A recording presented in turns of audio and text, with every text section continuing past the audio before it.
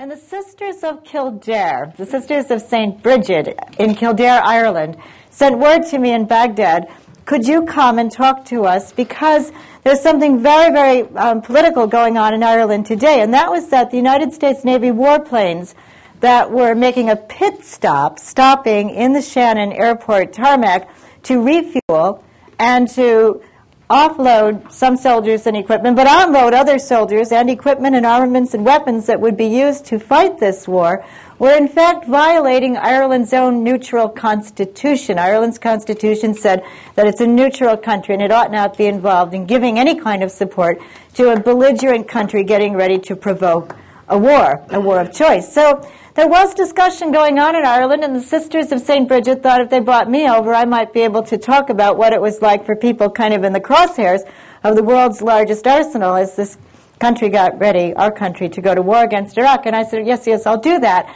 And so I went and I gave the best talk I could. I talked about what many of you had been talking about prior to the war, the horrible effect of economic sanctions, and people saying that it's very, very hard when all you can do is to sit and to wait for your city to be bombed. I talked about children and mothers that I'd known. And then I went back to Baghdad, and about 5 days later, I got word that 5 people who'd been at that talk had gone off on a retreat, maybe not unlike this one, but then they had arisen very early in the morning and went out to the tarmac of Shannon Airport, and they did $2.5 million worth of damage to the U.S. Navy warplane parked on that tarmac. So we were all kind of at the edge of our chairs thinking that this trial might end up in quite a few years in prison for the defendants. And then the barristers, who were very, very talented, were able to say whatever they wanted at the end of the trial in their summation. And even the prosecutor had referred to one of these barristers, Mr. Nix, as the last of the great Irish orators.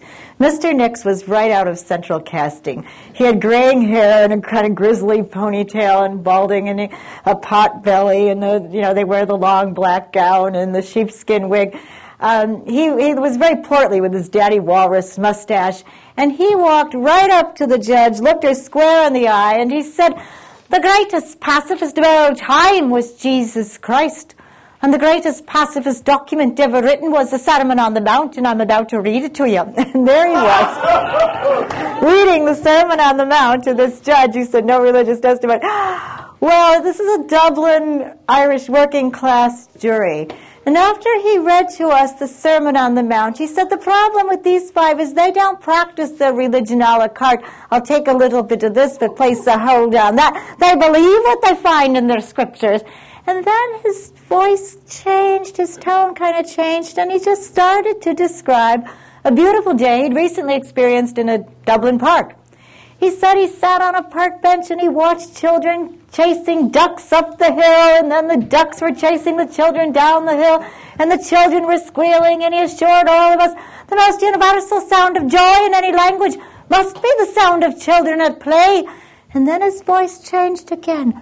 They're bombing children in a swimming canal in Lebanon. Children are swimming in a pool of their own blood. And I had been so fixated on this trial, quite honestly, I'd barely read a newspaper. I kind of slid a copy of The Guardian over and I started racing through a front-page article that Mr. Nix must have read on the train in the way into Dublin that morning. And in fact, in the village of Qamsiyah in Lebanon, an Israeli missile had plowed right into a swimming canal. And the article told about Abu Ishmael sitting on the rim of the crater and roaring with his head in his hand, saying, "Hezbollah here? Only children here, Ibnihon, my son here." And along the rim of the crater were little plastic sandals caked with mud and blood. And there were 3 children that were never discovered, 7 others critically injured. And Mr. Nix was going on. He said, the question isn't, did these 5 have a lawful excuse to do what they did?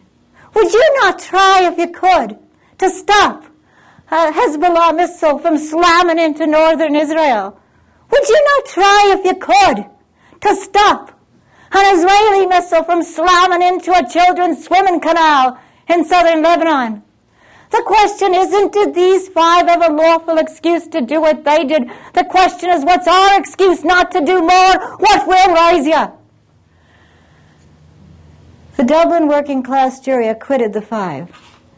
But I'll tell you, I don't feel acquitted.